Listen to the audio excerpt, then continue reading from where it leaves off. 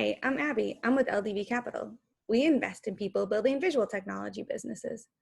We thrive on collaborating with deep technical teams that leverage computer vision, machine learning, and artificial intelligence in order to analyze visual data. Thanks so much for tuning into our series, The Women Leading Visual Tech. The purpose of this series is to highlight some of the top ladies whose work in visual technologies are revolutionizing business and society. In this interview, I had the pleasure of speaking with Dr. Gaile Gordon.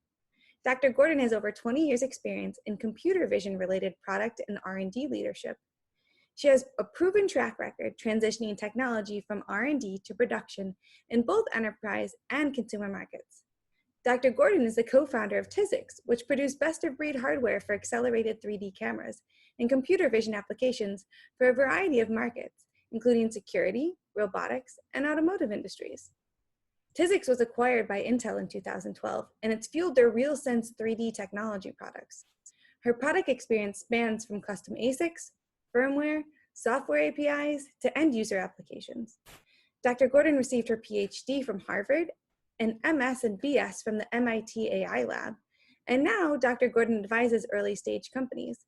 She's also an expert in residence for us at LDV Capital, and she's an active angel investor. I hope that you enjoy hearing about Dr. Gordon's founder experience as much as I enjoy talking to her about it. Enjoy. Thank you so much for joining me here today, Gail. It's a pleasure to chat with you. I know that we work together typically a lot, as you are one of our experts in residence for LDV, but I've never actually had a chance to sit down and chat with you about your experience as an entrepreneur and as a founder. So I'm really excited for the chance to do that. I think one of the ways I'd love to start it off is a question we ask everyone is, how do you describe what you do in the most simple terms to a 2-year-old? Okay. Most of my career, I focused on enabling computers to understand what's going on in the physical world. So giving the computer a sense of awareness like humans get from their eyes. And I think it's easier to solve those problems when you can see in 3D to understand the shape of the world, not just the colors and the reflected light, which is what you see in a flat photograph. So I spent many years making it possible to make it easier for engineers to get 3D, possible and easier to get 3D data from very small, very low power, very cheap sensors, and help them interpret that data once they can get it. And so, for example, could you give me? Could you give me one example of like why it's so important for computers to see in 3D? Like humans, we get to see in 3D. So when we see a photograph, we infer its shape and size and everything from it. But computers, until you give them that 3D visualization, they can't actually understand it. Is that correct? Yeah, I think that's true. And obviously, over time, we're getting better and better at interpreting 2D imagery with new AI techniques. We're really getting an amazing amount of data out of that data source. But there are certain things that you just can't get. One is how big something is. For instance, we bring a lot of knowledge about the world to things when we interpret things in the world, but how close something is to existing data sets in our heads, right? Exactly. We bring a lot of that knowledge that helps us interpret what we're seeing. So how big a person is, how big a cat is, and you can use that to judge things like how far away those things are from you.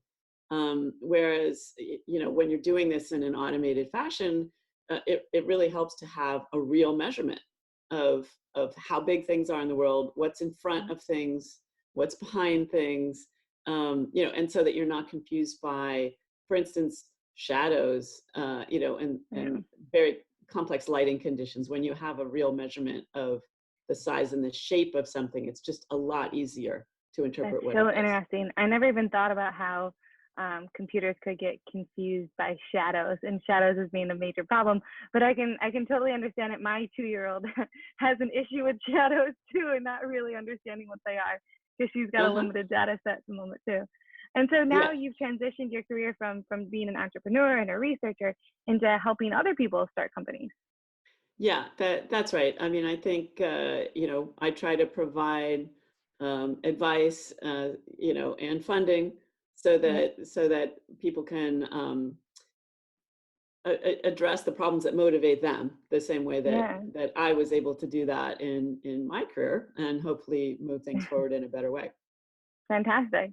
And so do you remember what was the career defining moment for you? Like, when did your fascination with computer vision and 3D imaging start? Yeah, sure. That's got to be really related to summer jobs that I had very early in life. I was fortunate to have an early summer internship program sponsored by the National Science Foundation that allowed me to work with engineers working in robotics, actually people who started their career working on NASA rovers, which is a really fascinating experience. And it gives you a whole different approach to programming and reliability and things like that. But I find that once you have some experience in a field, it really gives you a lot of leverage to get the next experience in that field. And so later, when I was at MIT, I interviewed for a bachelor master's co-op program, and used that experience in robotics to help me get another job at a company working in robotics for manufacturing automation. And Very so interesting. it was at that company that my lab there bought a computer vision system. And at the time that was, a very different system than it would be today. It was, really fancy cameras with a lot of, boards behind them, the camera to allow it, simply to digitize the data. So wait, can you give me a year on that? Oh gosh, so that probably would have been 1982 or 83. And how big was that digital camera? Well, the cameras themselves were, I don't, but the box of equipment, that you needed to be able to do real-time analysis from that camera was, probably a square meter. Very cool. And now think about the fact that in our phones alone, we've got like 5 cameras that are looking at us at any point in time. Absolutely, things have changed, really rapidly. But at that time, that was the first time that I had seen real-time computer vision analysis. And that was even just basic things like being able to see edge detection in real time, or things like that. And for me, that was a really interesting experience, and it really got me hooked. And I think I switched from robotics and control theory kind of problems over to computer vision problems. And I think one of the reasons that was inspirational to me is that I was very interested in photography. So for me, this was a really great way to combine my interest in photography and computer science in one area. That's brilliant. So then how did you, you're a researcher at the time, you're at MIT, how did you decide to build your own company? How did you take your research and move it out of the lab and build a company out of it? So let's see. So I think the main thing is that I moved from Boston to Silicon Valley in the early 90s, mid 90s. And you got the bug.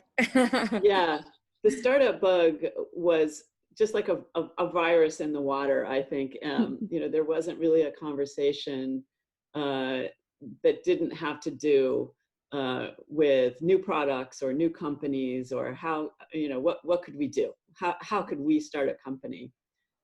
So having worked in academic and government research for a number of years, where the user base for your work is often very small, the idea of making something that someone else could buy and use was very exciting to me. So I went to work for Interval Research at first, which was a commercial research organization funded by Paul Allen. And it was aimed at spinning out what we would... Nobody knows who Paul Allen is, right? Right. So, so what he wanted to do is what we would now call, deep tech companies. I don't think he had the vocabulary at the time for that. But it was there that I met my co-founder, John Woodfill. And we ended up merging his interest in real-time stereo vision hardware and my interest in person detection and tracking from 3D data into a new venture idea. Very neat. And then so this was all within Interval, and we were about to spin out this company, which we called TYZX, in April of 2000. Okay. When Paul Allen suddenly shut down Interval and pulled support for our venture as well. Wow. So, you know, obviously this was pretty upsetting to us. We were just mortified and took it very personally. You know, we thought it was all about us.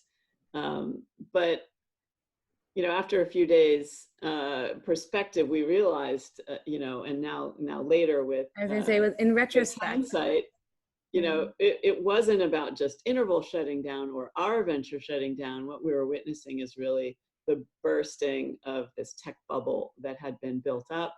And it was really our whole economy that was crashing at the time. Yeah. So you figure, great time to start a company, right? Well, so for us, it was the right time to start a company because, you know, I've always felt like you can't wait for the perfect time to start a company. You know, you have to seize the opportunity and make it work.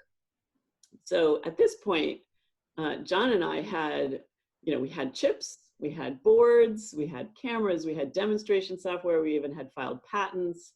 And more importantly, we both really, really felt strongly that this real-time 3D data was going to be able to enable new products in all kinds of domains. So we couldn't really let it go. That's great. I'm glad that you didn't. Yeah.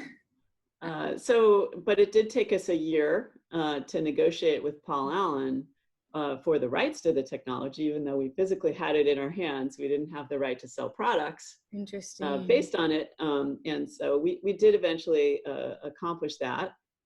And during the meantime, we were able to take our technology and pivot from retail, which is the market that we originally were planning to address, to actually turning it into a product platform play, which we felt more strongly would be the right direction. Yeah.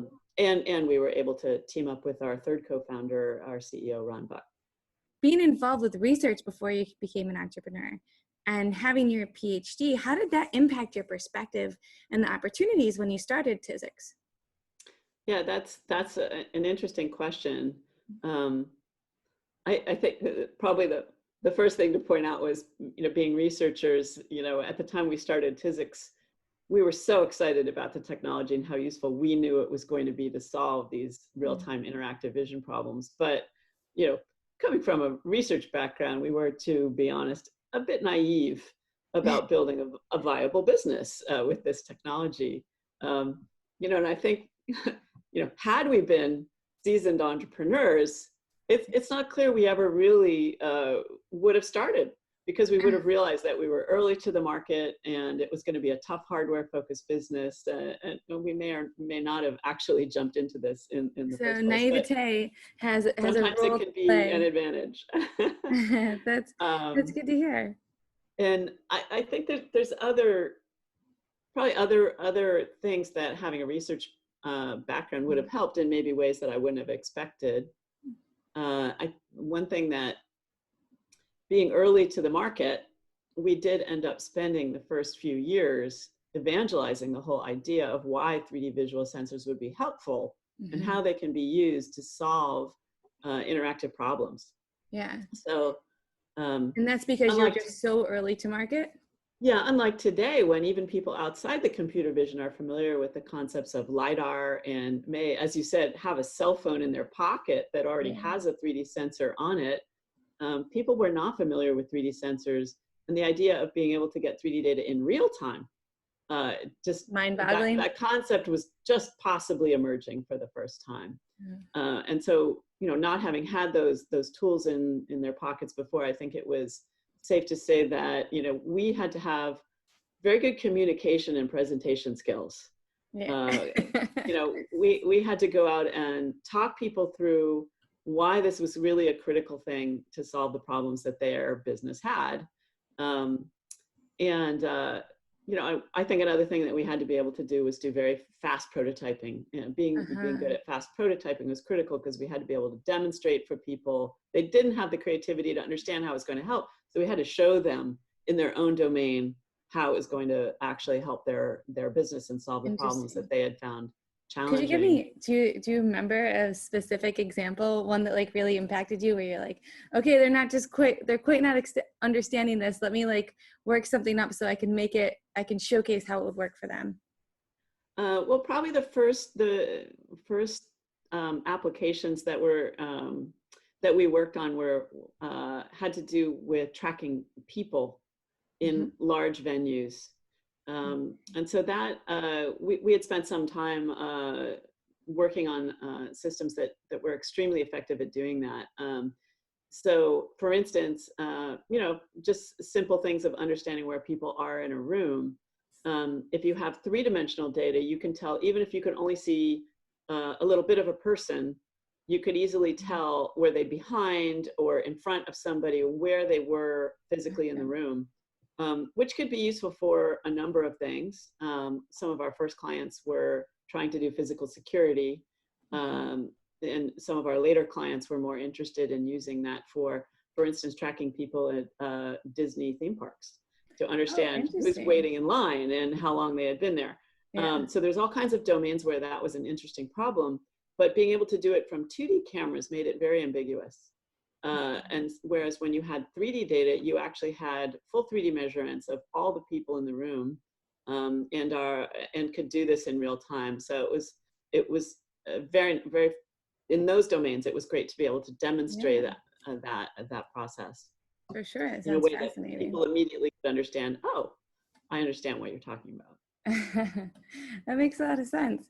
And so I think, I guess, sorry, I was just gonna get back to the point where I think, so why was a research background useful for that? I think, having come from a background where you had to write, strong technical papers, I think I wouldn't necessarily have anticipated that would be, the communication skills would really be at the forefront of almost everything we ended up doing for a long time. And then after I, left the research area and went into the government contract business, I was a principal investigator for government contracts with DARPA. And I really learned how to write a good research proposal. And I would not have anticipated that would have necessarily been useful, but it turned out, because we were so early to the market, we were able to actually fund part of our business with SBIR contracts from my former DARPA connections. Oh, so that's great. That turned out to be a very useful thing as well. Yeah. Did you raise any venture funding at the beginning? No. So the DARPA grants were really the way that you were able to bootstrap it from the get-go. Yes, that's right. That's right. Is there any aspect of it as a woman in technology that really validates your experience when you come from a research background over somebody who's in the startup field without that research? That's a very interesting question. I guess I have to feel that as a woman in technology, having a solid educational background and that Ph.D., it's not absolutely essential, of course, to anything that you do. You can learn those skills in many ways, but I think it doesn't hurt. Having a strong pedigree can help people to briefly suspend their bias. I think is the way that I think about it, and that's not going to get you a job or a client. However, it might get you a meeting. Yep. And I think in the end, though, I've always found that when you're sitting around a table with customers who have a problem that you can help them solve, they no longer really care too much what you look like, whether you look like them, and what their initial impression of you when you walked into the room was. Yeah. So really being, as we like to say, really being a problem solver as opposed to a vitamin, right? We call it a morphine versus a vitamin all the time. And so when you are a morphine, it doesn't necessarily matter what your background was, but it does help you to get in the room when you come from a Harvard, MIT kind of background like you do. Yeah, and you know, I have to, my other co-founder, you know, had the other institutions covered. He was from Stanford, so you know, collectively, covering it across the board. Then that's right. fantastic. Kind of getting back to applications of TYZX technology. What are some of the applications today? You know, are they still working at the Disney theme parks, or where would we see them being used and why? Yeah, I think that's one of the most amazing things about technology is that particularly in this area, the applications don't really change. It's Yeah. just that they've been enabled in a much cheaper and smaller way, which enables markets that weren't possible before, Yeah. so or weren't as pervasive before. So I think that the big ones are probably automotive applications are certainly up there right now, given the ADAS and autonomous driving community. I think that you know, 3D sensors are useful both for monitoring what's going on outside the car as well as inside the car. So you know, for outside the car, I think it's pretty obvious that you know, being able to interpret obstacles or objects around the car, you know, is important. But for monitoring inside the car, there's a lot of value to being able to understand what the driver is doing, which having three-dimensional data and dealing, you know, in a way that works even in challenging lighting conditions, it can make more reliable. So you want to be able to tell whether the driver is distracted and can take over in the case of an ADAS situation, you know, those sorts of things. Yeah. And keeping people safer. That's right. And actually having 3D data can make the downstream computer vision processing easier sometimes. Yeah. Another big one is robotics. Robotics, both for navigation, you know, for any kind of platforms of any size, you know, from robot vacuum cleaners to drones. Navigation is always thinking something. back to your first opportunities where you're looking at manufacturing space and understanding where robots come into that. That's right. And I think in particular right now, logistics and manufacturing are areas that are of interest. I know LDV is also you know, very interested in those right now. I think those are areas that are you know, huge opportunities, and both for the platforms that move, you know, but also for manipulation of objects, you know, that happens a lot in logistics, and you know, moving boxes, you know, moving items to place in boxes, or in manufacturing, obviously assembling. These kinds of things are always much easier when you have 3D data, and if you have a sensor that's small enough to put it right on the end of an end effector or in even a very small platform, it's valuable. Makes a huge difference. Yeah. And I guess the last one that that has always been an interesting one is AR and AR VR. So you know, those problems people have been working on for decades, of course, but obviously I think they're getting to the point where we can imagine them coming into the mainstream, even if it might not be today. Yep. AR VR, you know, having a 3D sensor on the head-mounted display, especially the smaller those get, you know, to the point where they can get down to glasses, is key to calculate where the head-mounted display is and how it's moving through space. And it's also really important to be able to understand the physical world, particularly in augmented reality, where you're trying to render virtual content into the real world. You need to be able to understand the 3D shape of what's in the real world in order to render that synthetic data in the proper way.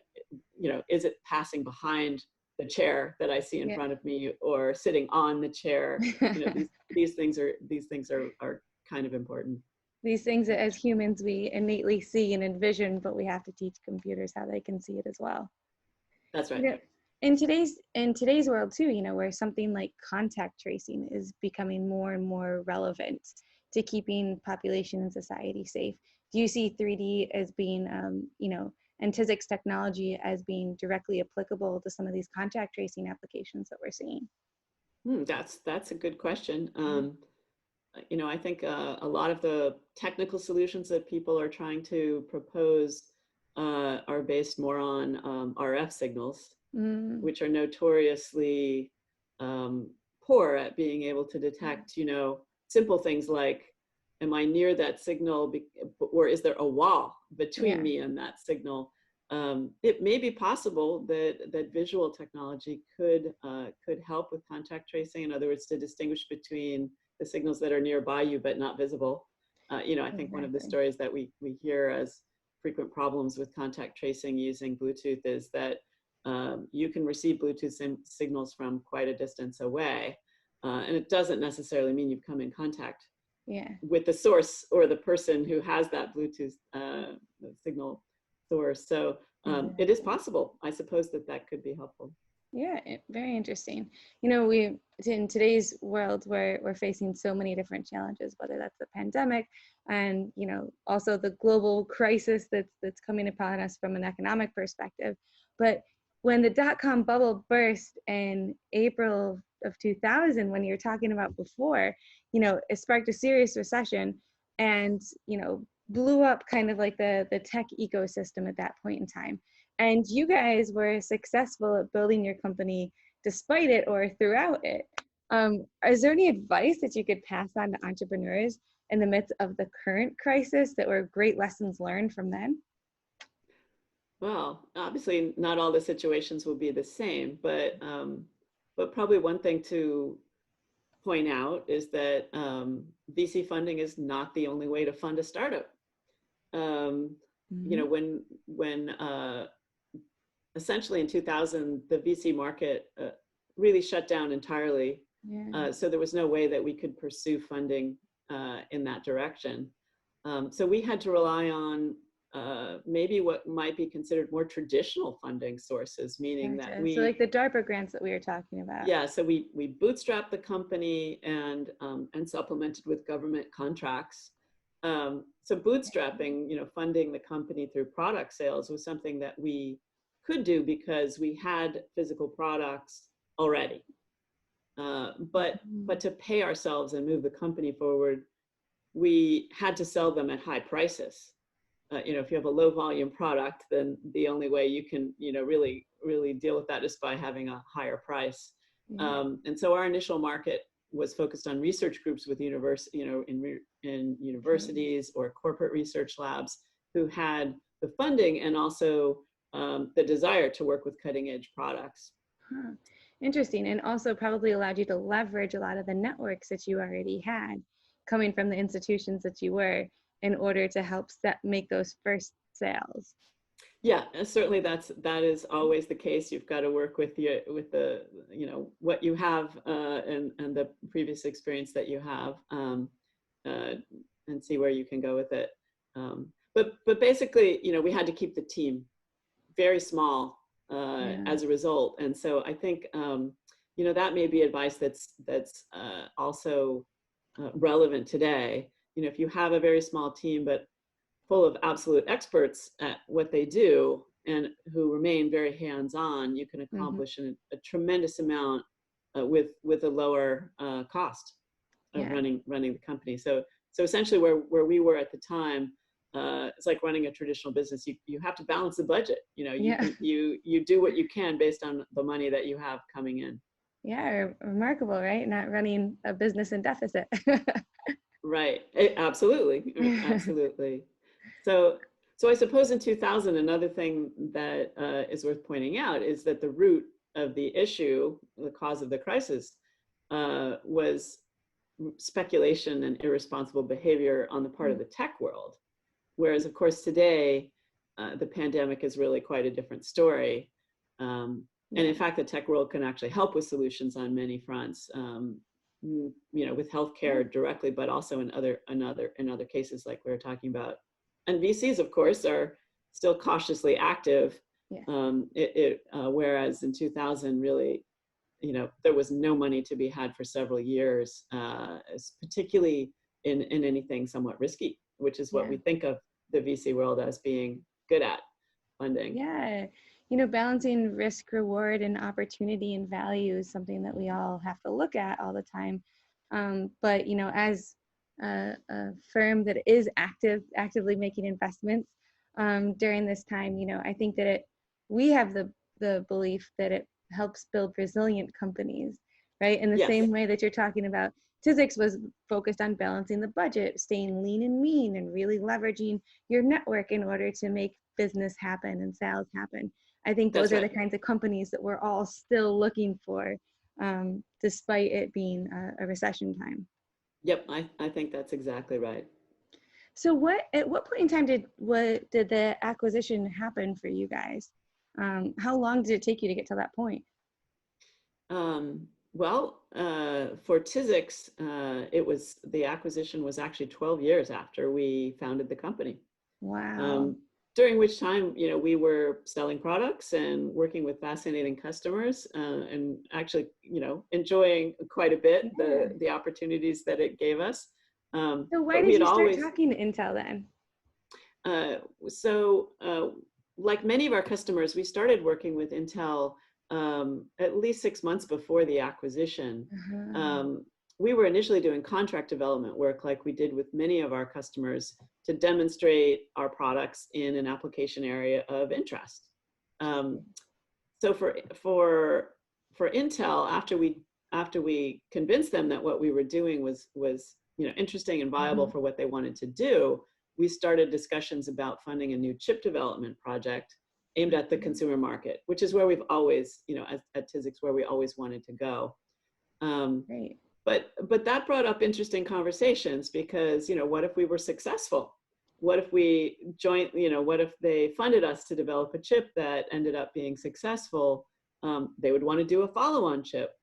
How would we handle intellectual property discussions at that point? And, you know, what rights would it give them to actually work with us on a new product? And basically the answer was nothing. We would have to start over from scratch for every additional derived product. And it became obvious that really an acquisition was a much better solution, which I think is not an uncommon situation with companies in our position.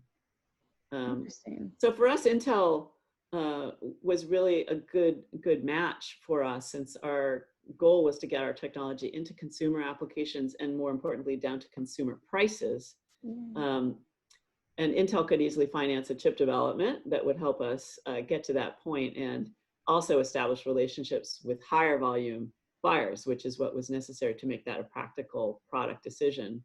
So our goals were well aligned.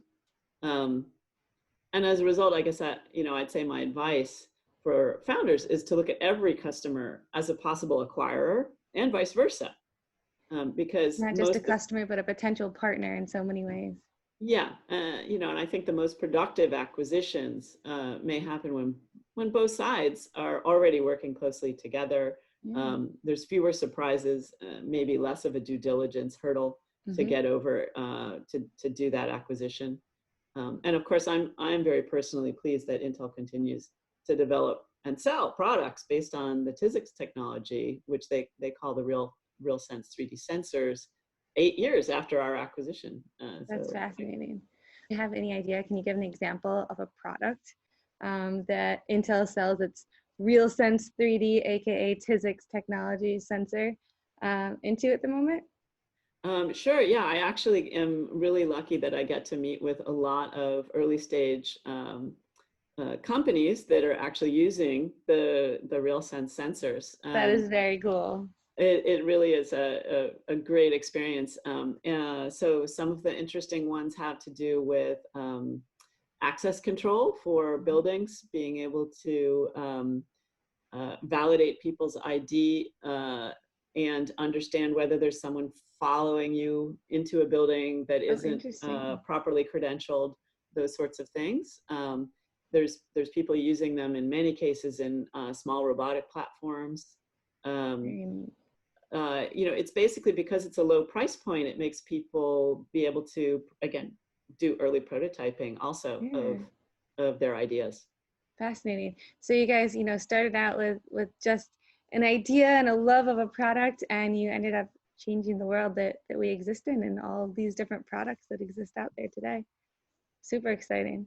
So, what are some of the biggest challenges that sit at the crossroads of deep vision tech and entrepreneurship that you now help startups work through as somebody who's done such a phenomenal job building a successful technology? I think in many cases, of course, it's about bringing my experience, having been there, and now as an investor, to give different perspective on the way that they're looking at their problems. I think many entrepreneurs, particularly deep tech entrepreneurs, have invested a lot of time and energy and creativity in their technology. It's really, it's their baby. They're deeply invested in it. But it's sometimes hard for them to step back and look at their opportunity from an investor's perspective. They may not have had the experience of working with investors before. And so I think that's the biggest conversations that I have with early stage founders is about making sure that they have really good answers to the most common questions that investors are going to have about their technology, about their team, about the most, how do they demonstrate value to real customers as early as possible, which is, I think, the thing that makes the most difference to most investors. Yeah, definitely. Getting in front of those questions and anticipating them, as opposed to having to take like a reactive approach to answering those critical questions that everybody wants to know when they're evaluating a business. That's right. That's right. And often we end up trying to talk through some of their markets. They may not have seen some of the issues in the marketplace that are going to be important to them. They may not understand, for instance, one very common problem is the length of the sales cycle that they're going to face when selling their products. And so, that's the kind of problem that I help them think through. So essentially, after going through the vendor management process with Intel and understanding how long it can take to really make it in to be a supplier for one of these great organizations, to understand that the sales cycles can take a significantly long period of time just to get in and get approved, but then that they can be really fruitful long-term partnerships that not only are customers, but ultimately could be acquirers too down the line, is such a great lesson learned. Right. I think that's true. And, in many cases, people don't understand in most businesses who the decision maker has to be for their product. That's another area I think that that is important to understand, that relates to those sales cycles. Fascinating. Yeah, I never thought about that, but just exactly the decision points that everybody has to come to. Yeah. That's great. Well, I really appreciate you taking the time. One last question before we let you off the hook here. But if computers didn't exist, what do you think your career choice would have been? Well, that would take us back quite some time. It's so impossible to imagine a world without computers, I think, Yeah. But I think I would have to say I would probably be in agriculture. Oh, that's fascinating. Because that's what we did before computers, right? It's true. See, I thought you were going to say photography. I thought you were going to be like a photojournalist or something, since you have that love. Oh, that's fantastic. It's been really nice chatting with you, Gaile, and getting to know a little bit more about your road and your journey as a founder, and what it brought to bring you to this point where you're able to advise and invest in so many really important technical companies out there. It's been a pleasure chatting. Thank you so much. Thank you.